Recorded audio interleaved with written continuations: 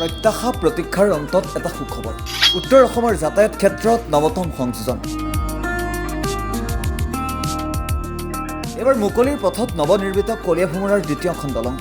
নগাঁও আৰু তেজপুৰ সংযোগী কলীয়াভোমোৰাৰ দ্বিতীয়খন দলং নিৰ্মাণৰ কাম প্ৰায় সম্পূৰ্ণ হৈ উঠিছে নিশ্চয়কৈ দলংখন মুকলি হোৱাৰ পাছত যেটো শোণিতপুৰ আৰু নগৰৰ মাজত যেটো যাতায়াতৰ ব্যৱস্থা আৰু সফল হৈ উঠিব আৰু এফালেদি যোৱা এফালেদি অহা হ'ব আৰু যান-জঁটৰ সমস্যা দূৰ হ'ব বিশেষকৈ ক'বলৈ গ'লে ব্ৰিজৰ ওপৰত যেটো মাজে মাজে দুৰ্ঘটনা হৈ থাকে তাৰ কাৰণে যথেষ্ট মানে এক্সিডেণ্ট নহ'ব বুলি আমি আশা কৰোঁ কিয়নো যান-জঁটৰ সমস্যা যেহেতু নহ'ব আৰু এখন যিখন নতুন ব্ৰিজ বনোৱা হৈছে তাত দুৰ্ঘটনা প্ৰতিৰোধৰ কাৰণেও বহুত ধৰণৰ তাত বিশেষভাৱে ব্যৱস্থা লোৱা হৈছে উল্লেখ্য যে নৱনিৰ্মিত কলীয়াভোমোৰাৰ দ্বিতীয়খন দলঙৰ শেহতীয়া নিৰ্মাণ কামৰ বুজ ল'বলৈ কাইলৈ আহি উপস্থিত হ'ব কেন্দ্ৰীয় মন্ত্ৰী কিৰেণ ৰিজিজু আৰু হয়তো অতি সোনকালেই মুকলি হৈ উঠিব এইখন দ্বিতীয় দলং